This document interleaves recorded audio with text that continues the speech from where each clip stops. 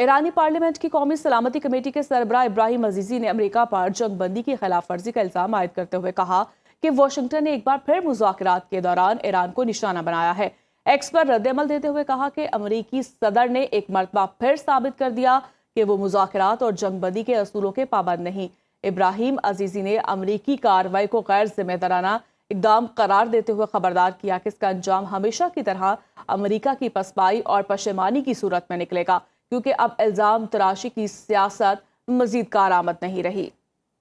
کسی بھی قسم کے تشدد کا جواب تشدد سے ہی دیا جائے گا۔ امریکی نائب صدر جے ڈی وینس کا ایکس پر پیغام کہا، ایران نے جنگ بندی کے معاہدے پر باقاعدہ دستخط کیے تھے اور امریکہ نے ہمیشہ اس معاہدے کا احترام کیا۔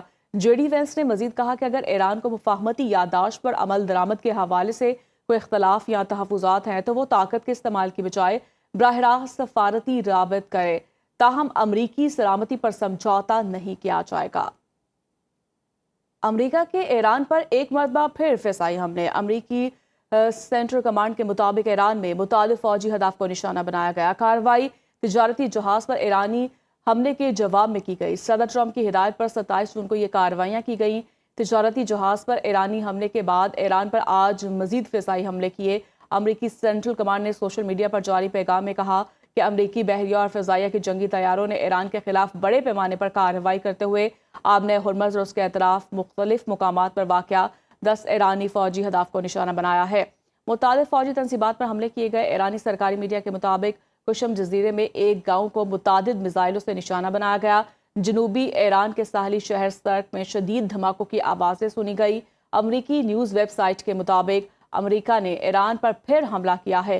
ایک امریکی عہدیدار کا کہنا ہے کہ امریکی فوج آبنہ ہرمز کے قریب کارروائی کر رہی ہے۔ امریکی صدر ڈونلڈ ٹرمپ کی سوشل میڈیا پر پوسٹ کہا، معاہدے کی خلاف ورزی پر ایران کو نشانہ بنایا ہے۔ ایرانی میزائل اور ڈرون سٹوریج کے مقامات اور ریڈار سائٹس پر حملے کیے۔ ڈونلڈ ٹرمپ نے کہا کہ ایسا وقت آ سکتا ہے کہ فوجی طریقے سے کام کو مکمل کرنے پر مجبور ہونا پڑے۔ اگر ایسا ہوا تو اسلامی جمہوریہ ایران کا وجود ختم ہو جائے گا۔ امریکی حملوں کے جواب میں ایران کے بحرین اور کویت پر حملے۔ عرب میڈیا کے مطابق بحرین اور کویت میں حملوں کے پیش نظر فضائی دفاع نظام فعال کر دیا گیا۔ پاسداران انقلاب کا کہنا ہے کہ ایران نے بحرین اور کویت میں امریکی فوجی اڈوں کو نشانہ بنایا۔ کویت میں آل السلم ایئر بیس اور بحرین میں امریکی 5th فلیٹ پر بیلسٹک میزائل اور ڈرون سے حملے کیے۔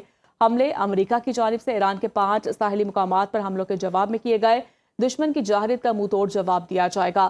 پاسداران انقلاب کے مطابق امریکہ ایران عبوری معاہدے کے تحت آبنہ ہرمز میں ٹریفک کو کنٹرول کرنے کے انتظامات تہران کے پاس ہیں۔